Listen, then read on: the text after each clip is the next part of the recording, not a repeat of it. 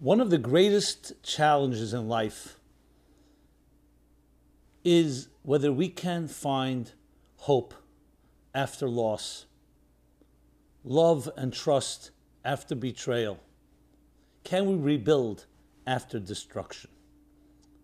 This program will discuss and answer with a resounding and unequivocal yes to all of the above, with practical methods and tools how to achieve and grow, rise from the ashes.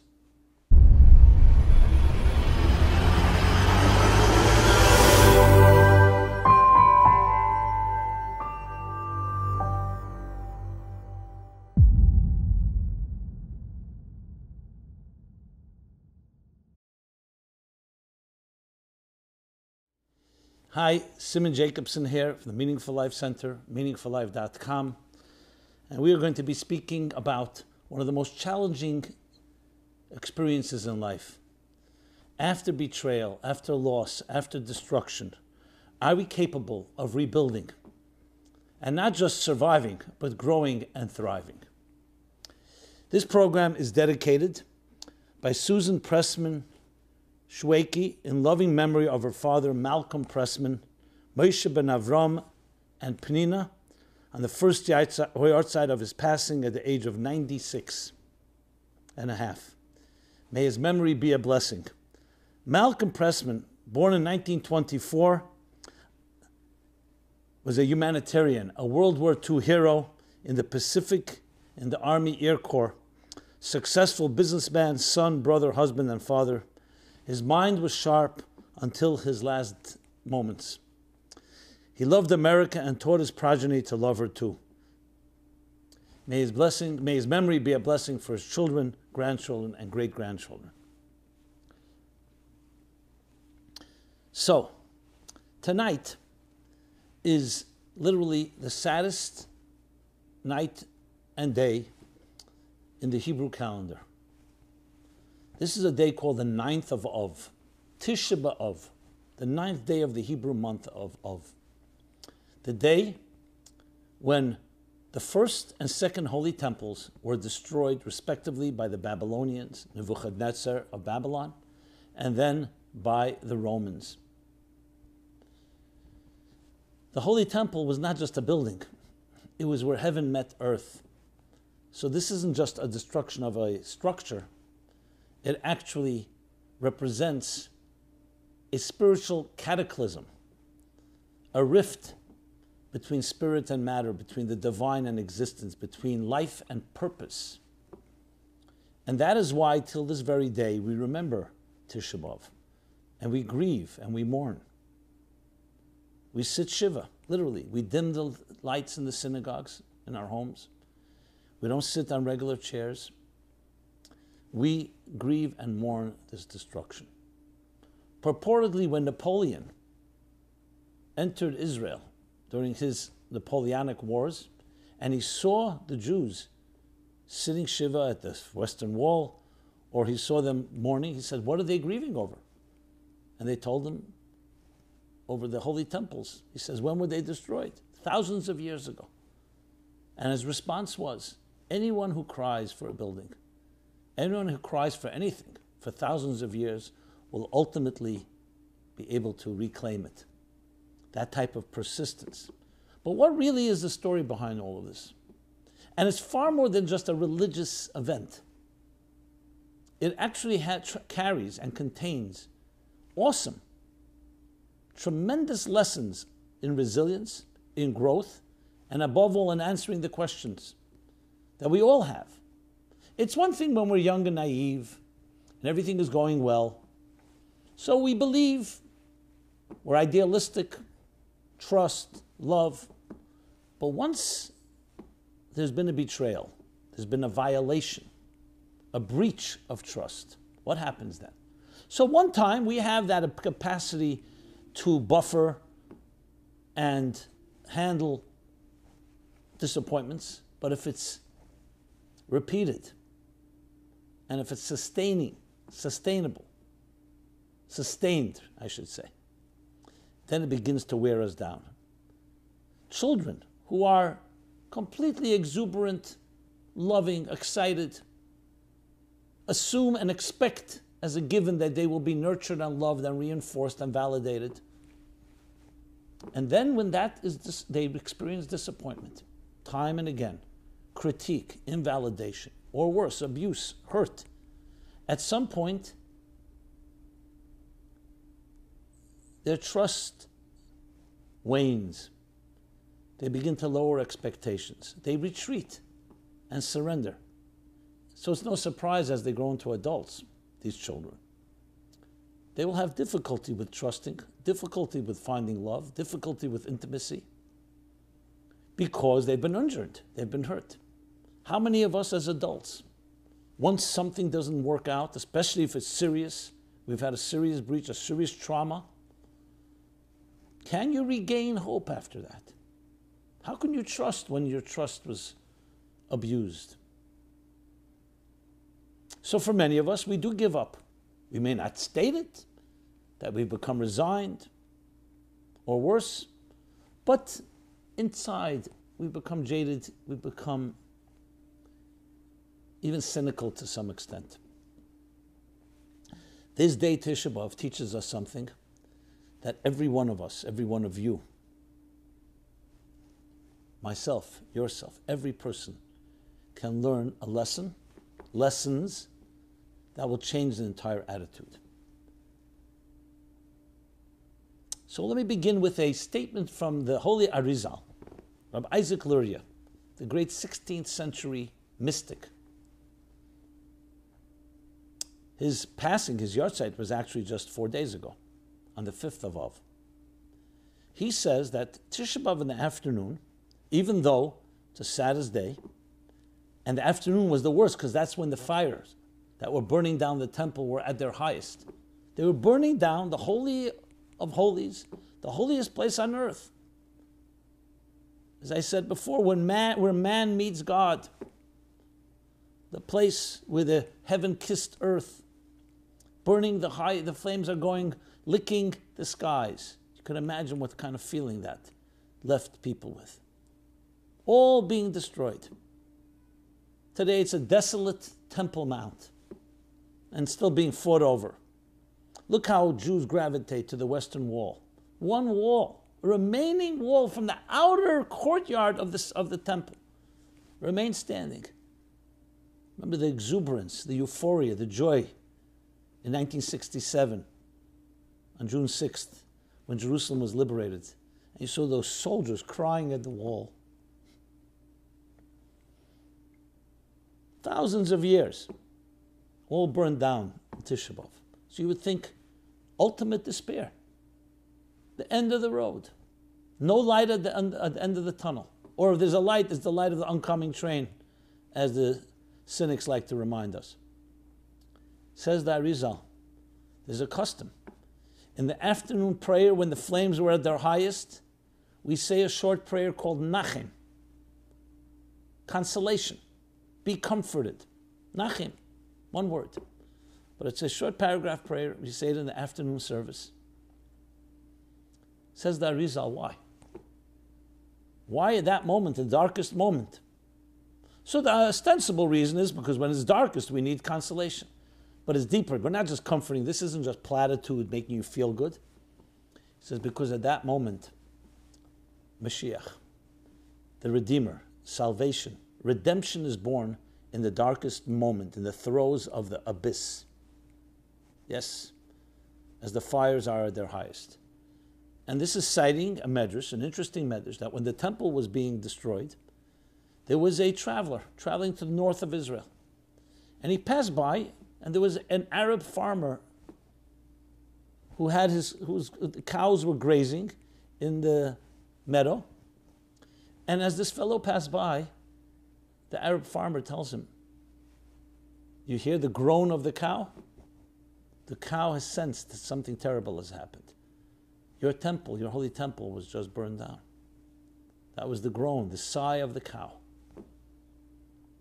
But they waited a few more moments, and the cow sighed again. He says, now the sigh? Your Redeemer, our Redeemer, was born. Because you see, my friends, there's no such thing as darkness as an end in itself. Even in science, with today dark matter, the black holes, dark light, the different terms which may be so dominant in our universes, darkness is never an end in itself. A black hole is what? Is a entity, a body, that its gravitational pull is so powerful it doesn't let the light escape. So what's more powerful, a bright star or a black hole? The black hole is more powerful. There's light, but his light is inverted. This is based on another principle. I'm not saying the science basis, but the concept is based on another principle, also from the Arizal. The great tzimtzum, the great contraction, the great concealment. The amount of power and intensity that lies in concealment is far greater than in revelation. So when you look at life piece by piece, yes, it's a dark moment right now. The flames are burning. But if you look at life as a narrative, as an ongoing journey, you recognize everything is part of a bigger picture. And in that sense, the deepest darkness carries the most powerful light. When two people love each other, so of course, when everything is going smoothly and well, that love is beautiful. You even take it for granted at times, perhaps, and things are flowing. However, when there's a betrayal or some other type of hurt, one person who loves the other wounds the one they love. And as I mentioned, it's a repeated process. So the wound isn't just a one-time thing. What happens then? So many of us think, you know what, there's a breaking point. Certain point, you're hurting me so much, I may have loved you, I may still love you, but I can't deal with this. And at some point you can't trust the other, so you break apart. We give up. Some will say maybe the love was never there in the first place in the full, unconditional way. It was there as long as things were convenient. But as soon as there was a challenge, as soon as there was some competition, some other distraction that seduced one or the other, in whatever way, I don't know if it necessarily means sexually, it could be in any form of distraction or anything that pulled you away from your partner, spouse. So the love was tested and it didn't withstand the test. However, true love, and when I say true love, healthy love, whether it's between spouses, whether it's between parents and children, or whether it's between us and God, is a love that is enduring. And even when there's a setback, even when there's a betrayal, that doesn't mean the betrayal is not significant, but there's always hope. Let me tell you the end of the story of Tisha B'Av.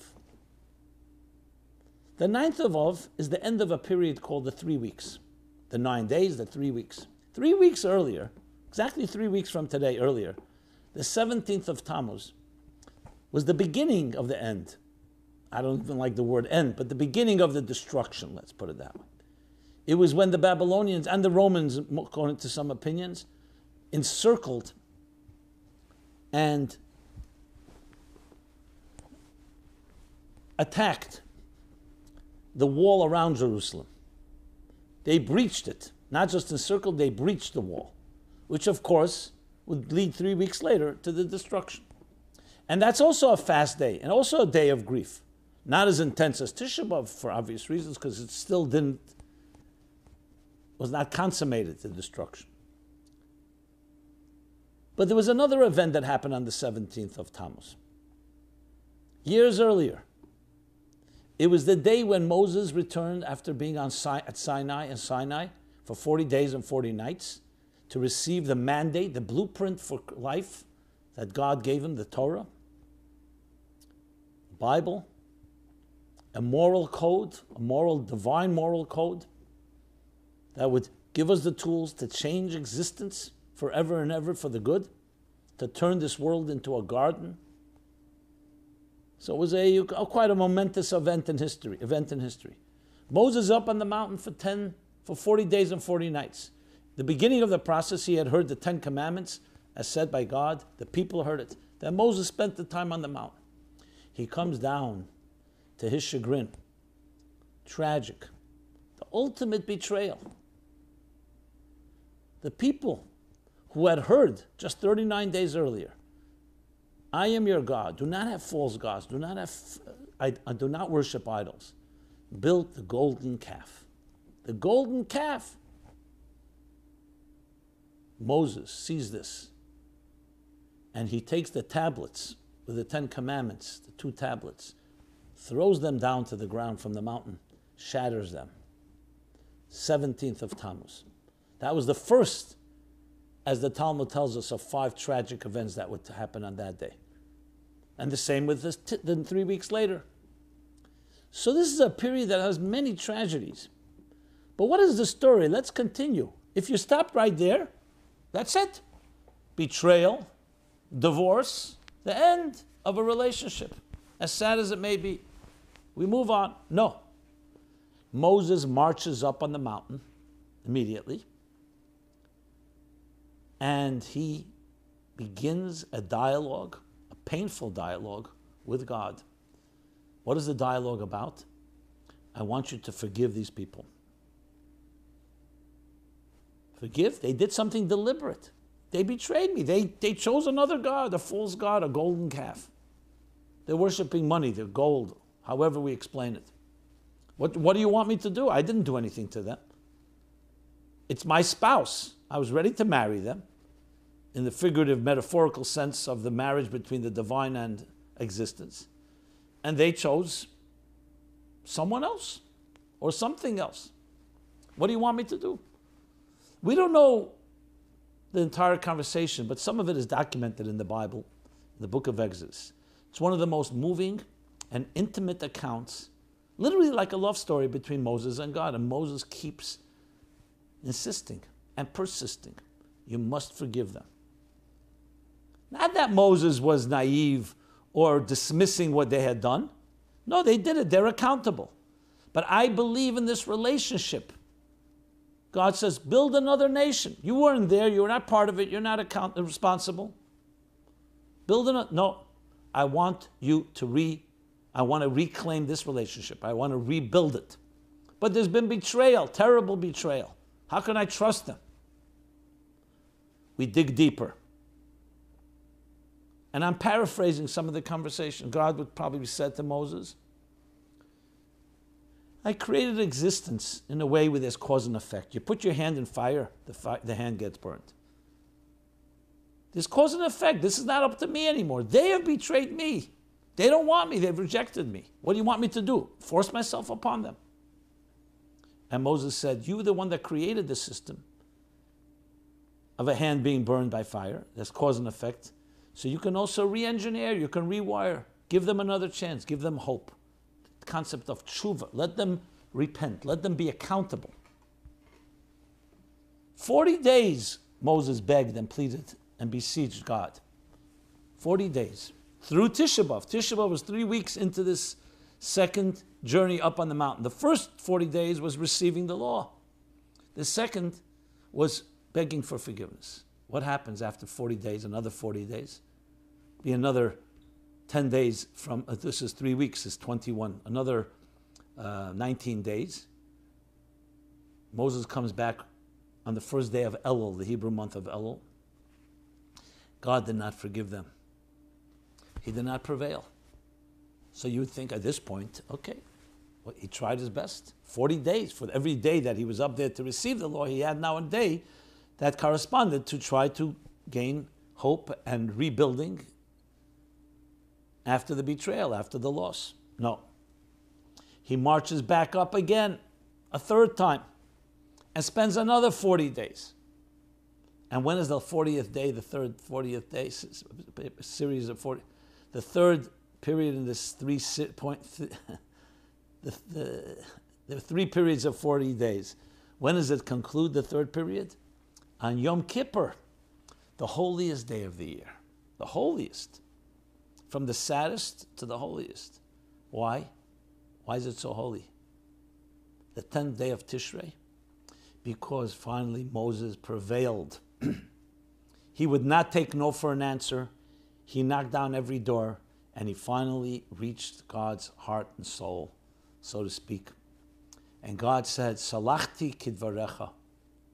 I have forgiven them as you have spoken. We say it right after Kol Nidre on Yom Kippur night. 3 times. A man stood up to God, would not take no for an answer. Do you know what he put on the line, Moses? He insisted, if you don't forgive them, erase my name from your Torah, from your book. Can you imagine? From the book of life. He broke the tablets not because he was angry. He broke the tablets was a very deliberate, calculated move, because the tablets was the marriage contract. He said the people had heard do not have false gods, but they didn't sign it, they didn't receive, they didn't accept the tablets yet, they didn't have them. He broke the tablets, he tore up the contract essentially. Can you imagine the love, the sacrifice, sacrificing himself? And obviously we don't know God's mysterious ways. Of course he knew that he loves the people. Of course he knew that Moses could prevail. But clearly it was necessary for someone to elicit it. Because God did create a structure of cause and effect, and he does not suspend that structure and the laws of nature. But Moses was able to reach deeper. He was able to reach, we'll call it the indeterministic, undefined states of the divine that can rewire even cause and effect and reclaim and regain the love. And this time, it's a whole different dimension of love, because it means it's unbreakable. It's indestructible, because it went through the greatest challenge of betrayal. And what did Moses give us? The greatest gift in life, the birth of hope. If someone were to ask you, tell me what is the greatest gift in life, people will say, give me billions of dollars, trillions of dollars. Give me happiness. Give me health. Give me a good family. All important things. But why is hope the greatest? Because hope gives us the tool that even after destruction, even after everything went wrong, there's always a burning ember. There's always a spark that can be revived and rebuilt. And when you do that, you become indestructible. That's the true story of Tisha B'Av. That's why Mashiach, redemption, is born in the throes, as the ashes are rising, as the flames are rising, and leaving the temple in ashes. The ashes have the power to regenerate and rebuild. And this time, a far greater love and a far greater connection and a far greater trust. Now, I know you may say, okay, that's between man and God. What happens with a human relationship? Maybe that person doesn't have that love for me, and I don't have that love for them that can withstand every challenge. That may be, or it may not be. And how do you know? How do you know what kind of deeper resources you and I have? And this isn't just about a spouse or an individual. This is about our lives. It's not always about giving up on a person. It's giving up on ourselves. That was what Moses understood so well. So the lesson of Tisha B'Av is interesting, and paradoxically and ironically, actually a lesson of hope. It's just that part of hope, you have to also tell the story of loss of hope, betrayal, setbacks, darkness. But the birth of the greatest powers of redemption are born amidst the strongest and most powerful fires of the enemy that are burning down our structure. Let me apply this now to our personal lives. I'll start with share a story. Jacques Lifshitz was a great sculptor. He passed away in 1972. He was at the end of producing sculpting a big phoenix for Mount Zion, I believe, or Mount Scopus in Jerusalem. Well, he passed away. It wasn't finished. His widow was, of course, saddened. She was also a sculptress. And she was then at the Rebbe. She came to see the Lubavitcher Rebbe. I tell the story in the chapter on pain and suffering and toward a meaningful life. right in the beginning. And she was asking her what to do. There are many people, she says, that a phoenix doesn't seem appropriate to place on a holy mountain in the holy city of Jerusalem.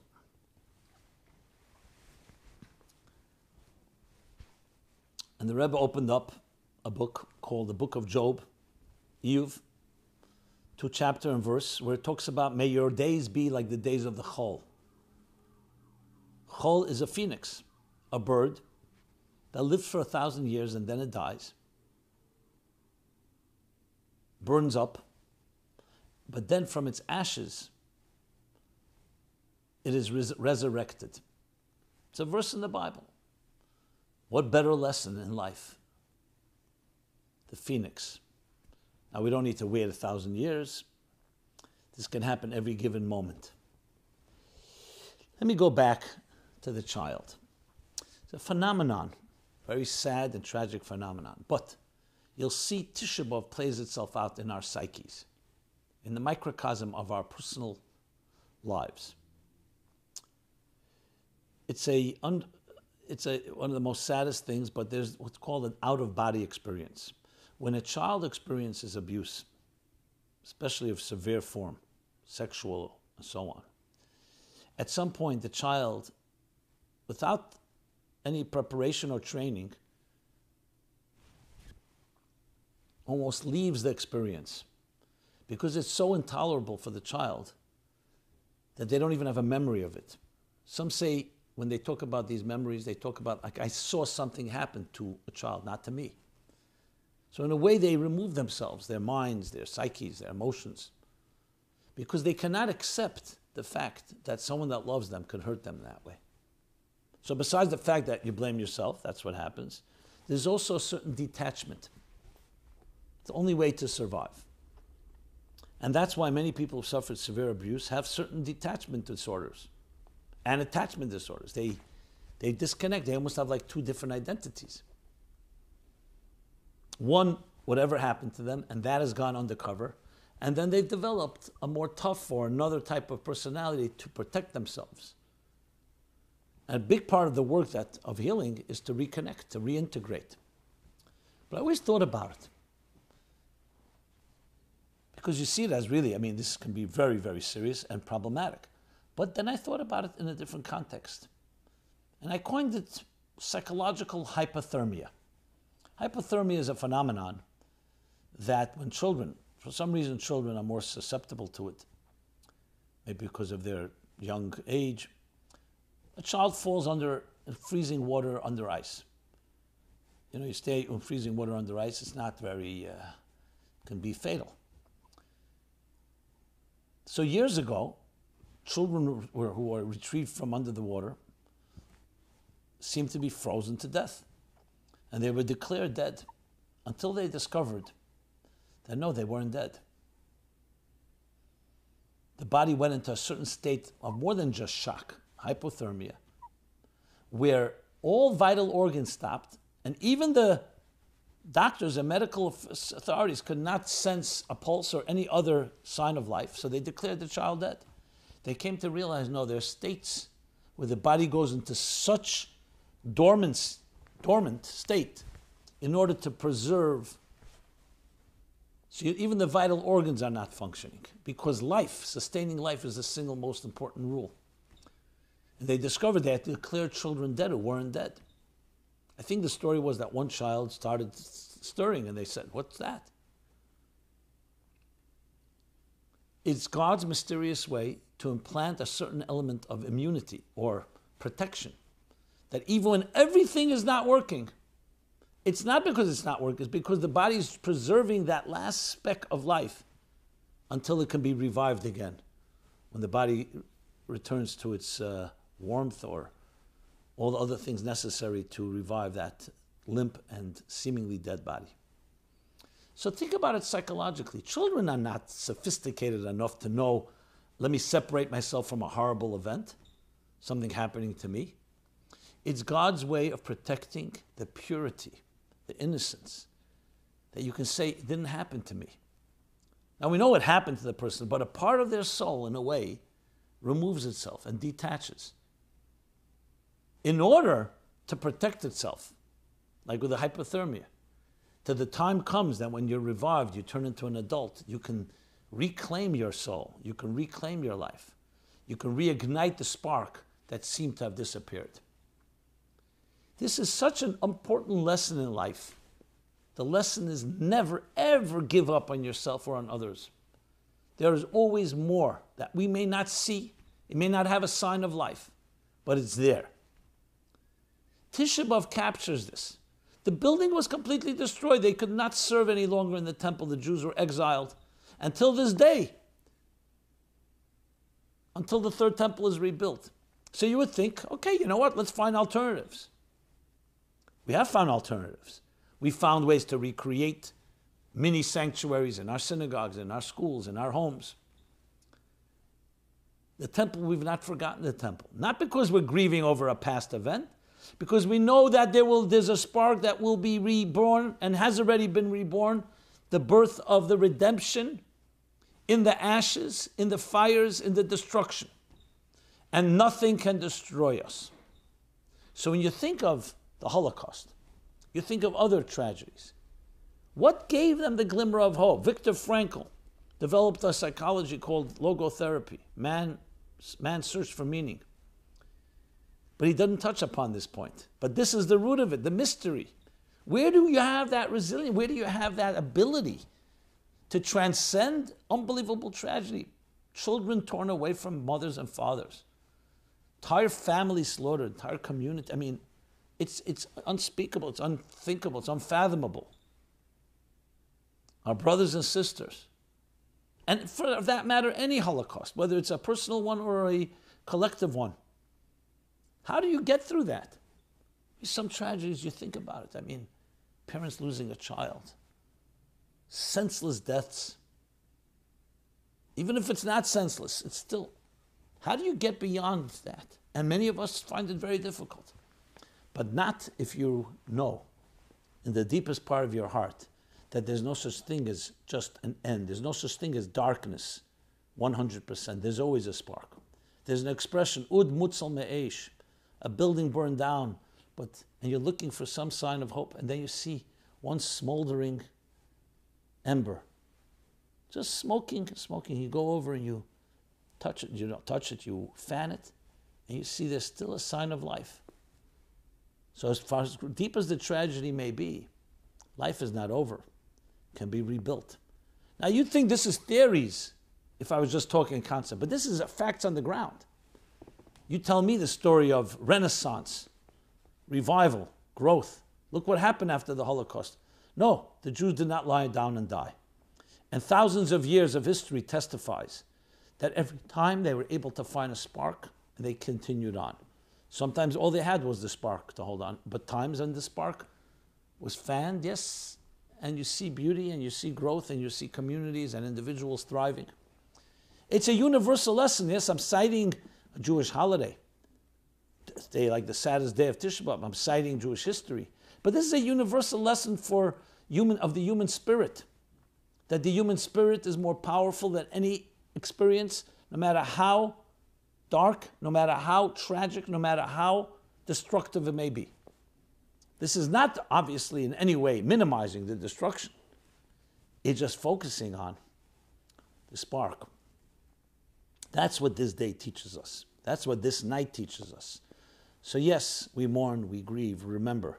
But above all, we know that within, not tomorrow, I made the day after Tisha B'Av, not in a week, not in 10 weeks, not in years from now, immediately in the afternoon of the saddest day, in the afternoon, the fires are their strongest and at their highest, destroying the holiest building on earth, the holiest space on this planet. The redemption is born. And even a cow of an Arab farmer in the north of Israel sensed it.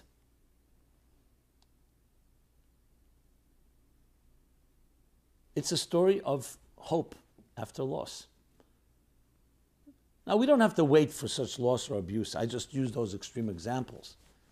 But all of us are going to have our moments where we may give up, or we may feel hopeless, or we may feel there's no real, not anything to look forward to.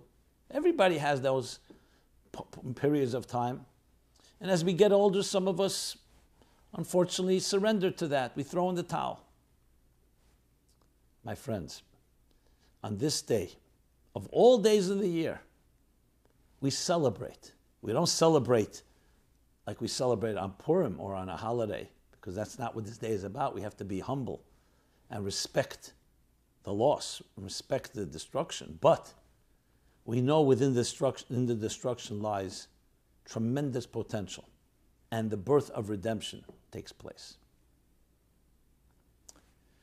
For me, this is one of the driving forces of my life, my personal life, my professional life, which is very much intertwined.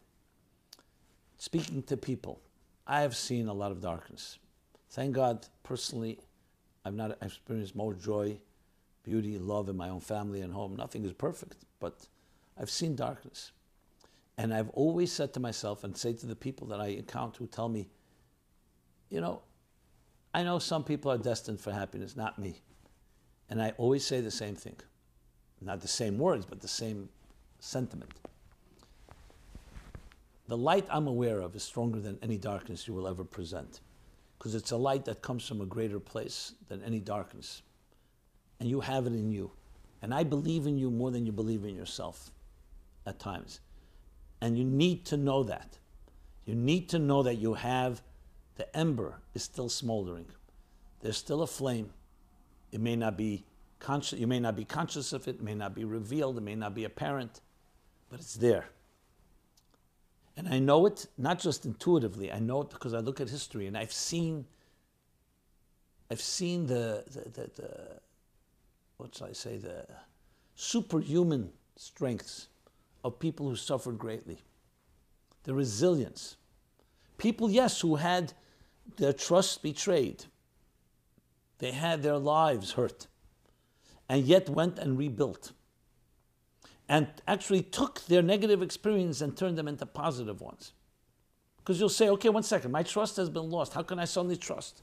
What are you telling me exactly? What are the methods? What tricks are the trade, so to speak? Well, first of all, speaking about it openly, and even speaking about your own pain and your own loss is helpful, because you get it off your chest, so to speak. What you learn how bad things can be, so you learn how to prevent it. Just say, one second, my trust was betrayed. I was abused. The trust was breached. Now I meet people. Why should I suddenly trust?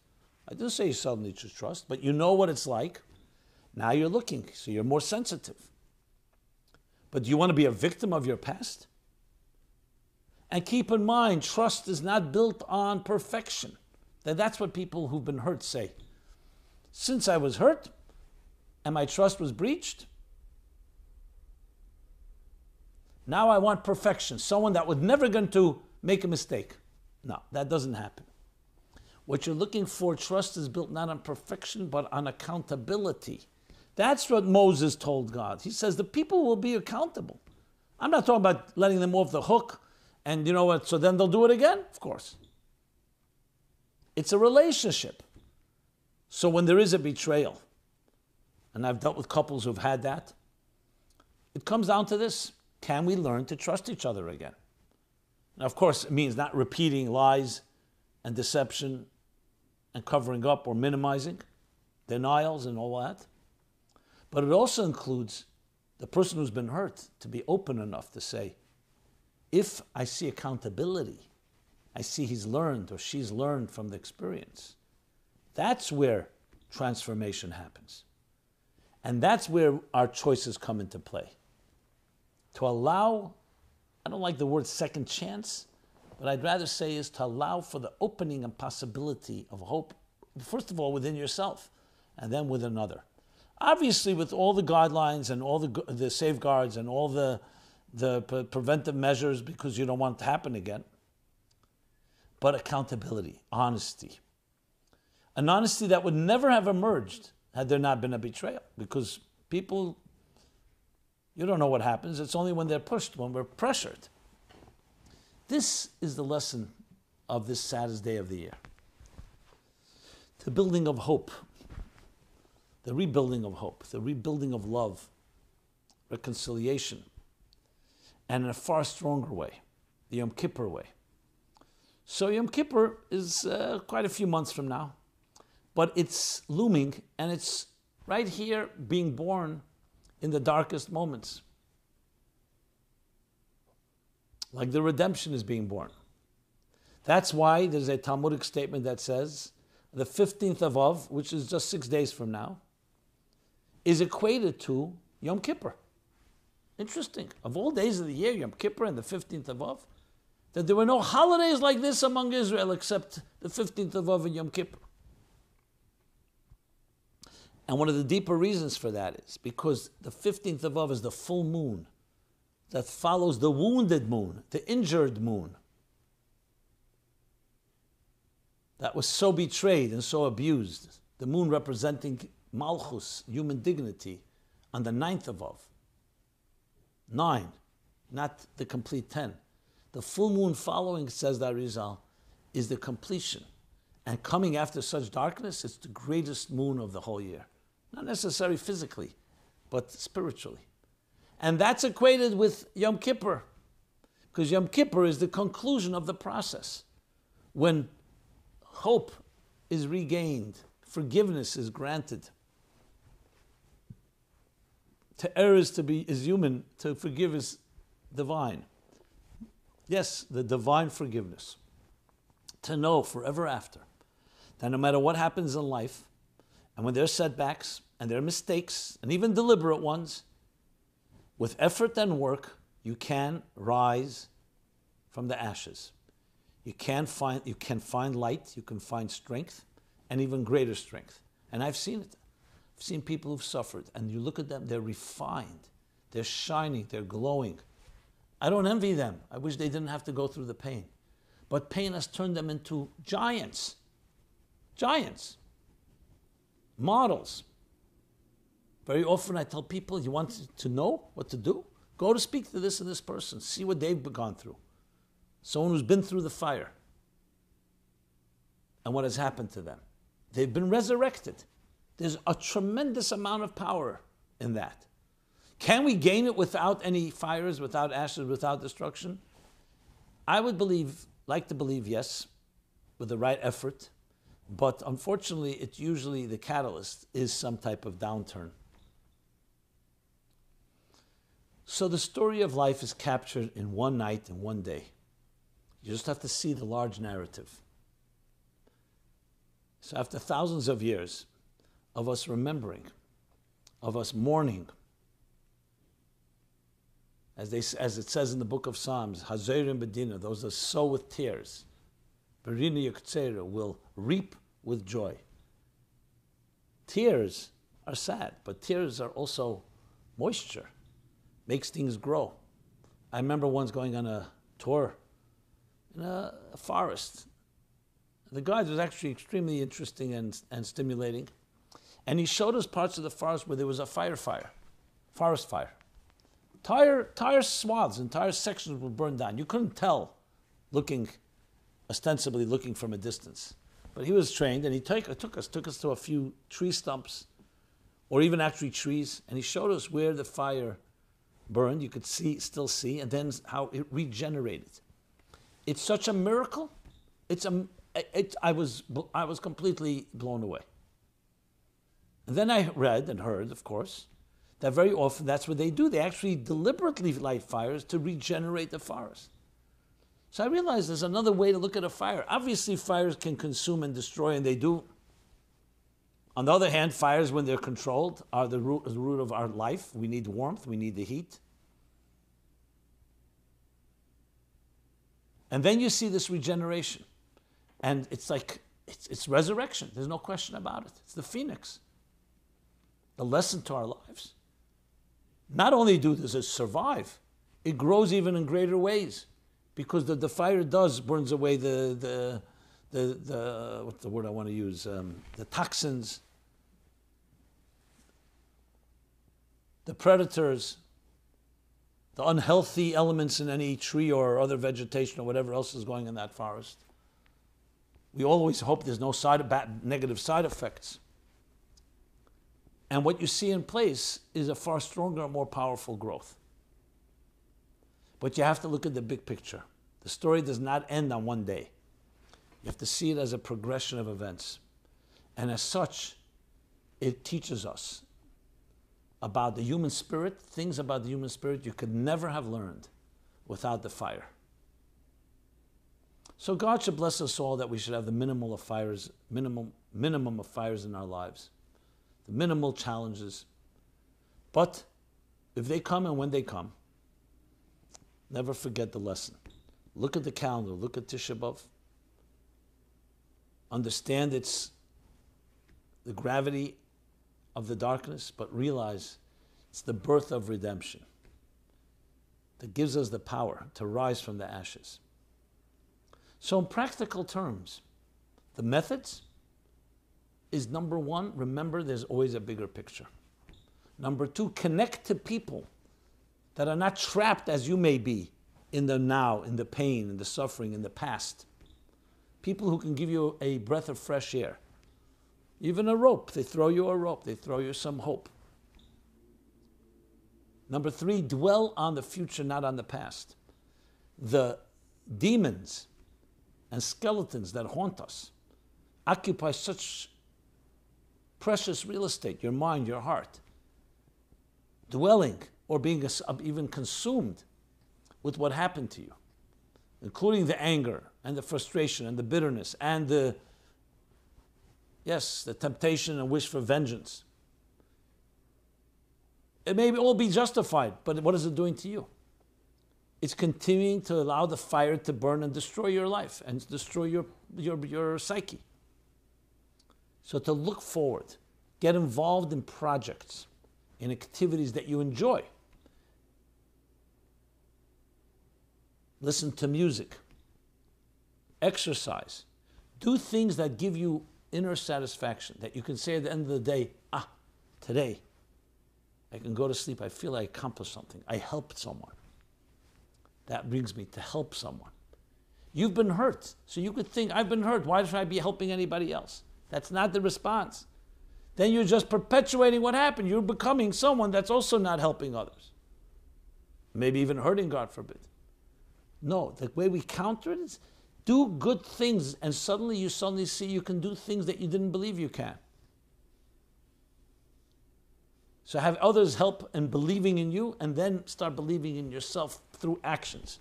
It's hard to just believe in yourself when you feel like you're a failure, or you feel you've been hurt, or you feel there's no hope. Immerse yourself in spiritual studies and prayers. Feed your soul with beautiful, ethereal, sublime ideas, experiences, feelings, emotions. Listen to music, I mentioned, song. Song can transport you to another time and place. Use it as a therapeutic way. This is all how we heal Tisha B'Av, the Tisha B'Av in our hearts and souls, and how the redemption is born from there. You have to do something. You can't just expect things to happen. By the grace and mercy of God, maybe things will happen, but that's not how we should approach it. Whatever you can that's positive, bring it into your life, introduce it into your life. Because that will, in some way, spark that pilot flame that you may not even be aware of, and it will bring it alive. At the end of the day, it's our actions and our positive attitudes and thoughts and speech. Do things that are illuminating, and you'll see it will bring that spark alive. You'll say, but I'm not in the mood, the catch-22. Do it anyway. Or find someone that will help you do it. Join a group, a class, partner with someone. There's much that can be done. And if you can't do it yourself, there's nothing to be ashamed of to ask another to help. Good people will help you, and there are good people out there. Stay away from the negative, from the toxic, from the critical, from those that are from the line of fire. You don't need that. You've had enough of that. And yes, you will then discover the Yom Kippur within you as well, and the 15th of Av within you as well. the redemption within the destruction, the love within the betrayal. Again, nobody should have to experience the negative. But if and when, and in whatever form or fashion it takes, please know. Please remember and always remember. And remind yourself time and again, the story is not over. The story is not over. And you control the script. You control the narrative by your attitude, by your words, by your actions, by the initiatives, the environment you choose to create. In an interesting way, this pandemic, COVID-19, has compelled some of us, or many of us, in that direction. But don't stop. Don't say, okay, this will be over, let's just go back to the norm, the old norm. No, use it as a wake-up call. Use it as a personal stimulation, a personal inspiration. That when life has been disrupted around you, all your schedules, you dig deeper and you find great light. You find great power. And remember that you have everything you need inside of you to deal with any challenge that comes your way. This has been Simon Jacobson, meaningfullife.com. I really am honored, especially in a time like this, to be speaking with you about these important matters that are life-changing. You've changed my life, and hopefully will change yours. Please partner with us. We are now just launched, just a few days ago, a Meaningful Lifeline campaign, a fundraising campaign. Over the last few months, we've been creating a nonstop, I can't tell you, overload of hundreds and hundreds of programs. By now, probably close to 300 programs, special programs, focusing on the human condition, on the challenges we face. That even though there's an unknown, finding certainty, hope, strength, fortitude, courage, direction, clarity in these challenging times. And I say this with all humility. It wasn't planned. I and my team, we rose to the occasion because that's how we've been trained. And the response has been really phenomenal. Many people say, you're our lifeline. That's where we came up with the line, Meaningful Lifeline. It's not our own line. So please partner with us, because this requires funds, it requires work, a lot of work. And I really do believe it's a joint effort. Every one of us has to do our part. So go to meaningfullife.com/lifeline. Donate generously, and please share this with others. You'll see a nice little promo there, some other stuff that we've assembled. And above all, take advantage of the resources that we're offering. I assure you, you will not be disappointed. On the contrary. You can subscribe, you can share. We're on different social media platforms. But above all, as I said, share with others. Encourage others to help us. Share with them the messages, the ideas. Because after all, we are all part of one larger narrative. Not just you and your life and your past, present, and future, but all of us. One larger story. God bless you all. May we see the minimal of pain and darkness and the maximum of light and redemption. But always remember, no matter what situation you're in, see it through. Do not give up. See it through. Be well. And may these days be transformed, not just eliminated, transformed from sadness to joy, from loss to growth, and from setbacks to the deepest form of love, trust, and endless celebration. Thank you very much. This program is brought to you by the Meaningful Life Center. Please help us continue our programs. Make even a small contribution at meaningfullife.com/donate.